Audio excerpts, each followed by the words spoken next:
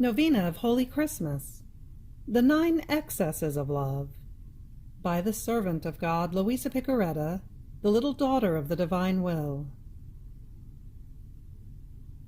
Preparation for Holy Christmas during the season of Advent. The 9 Excesses of Love in the Incarnation of the Word.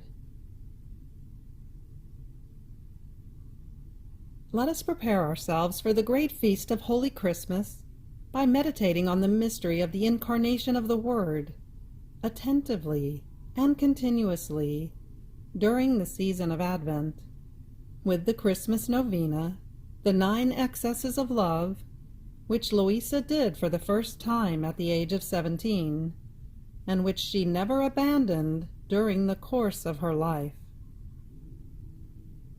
Let us focus on each excess of love for 1 week, during 9 consecutive weeks, by reading and meditating on them each day, ever more closely and deeply.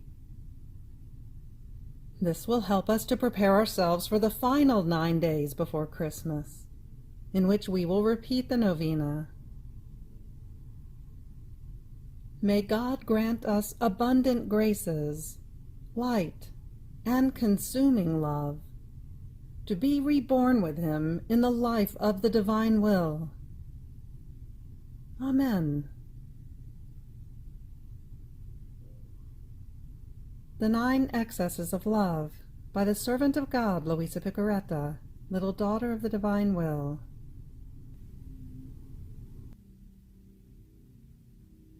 Luisa says, with a novena of Holy Christmas, at the age of about 17, I prepared myself for the feast of Holy Christmas by practicing various acts of virtue and mortification, and especially by honoring the 9 months which Jesus spent in the maternal womb, with 9 hours of meditation each day, always concerning the mystery of the Incarnation.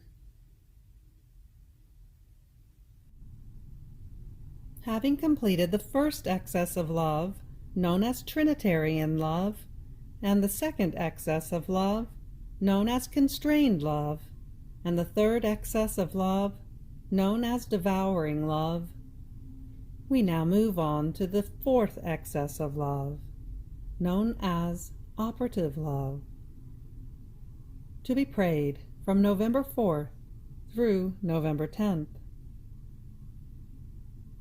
Fiat. 4th Excess of Love.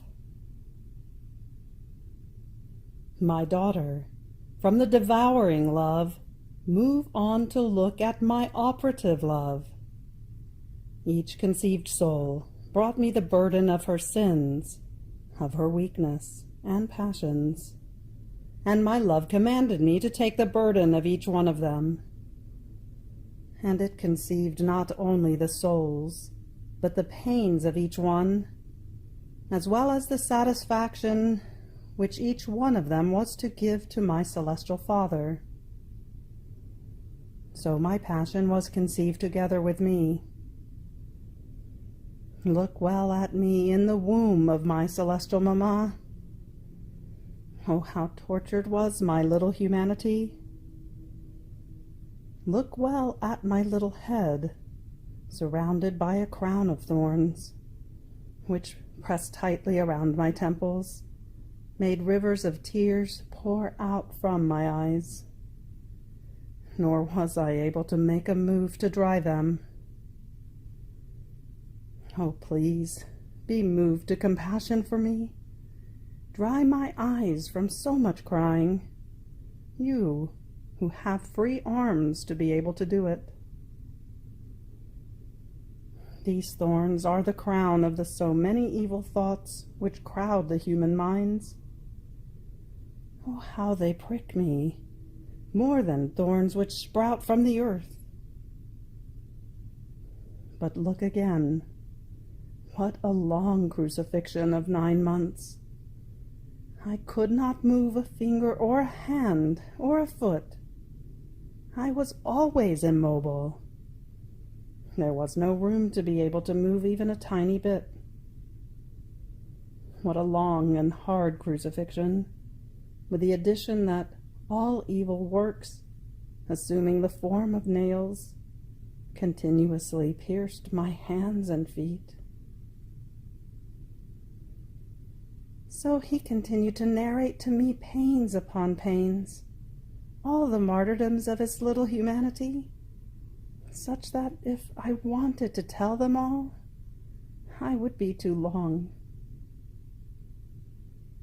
I abandoned myself to crying, and I heard in my interior, "My daughter, I would like to hug you, but I am unable to do so. There is no room. I am immobile. I cannot do it. I would like to come to you, but I am unable to walk. For now, you hug me and you come to me. Then, when I come out of the maternal womb, I will come to you." But as I hugged him and squeezed him tightly to my heart with my imagination, an interior voice told me, "Enough for now, my daughter. Move on to consider the 5th excess of my love." You have reached the end of the 4th excess of love. Fiat.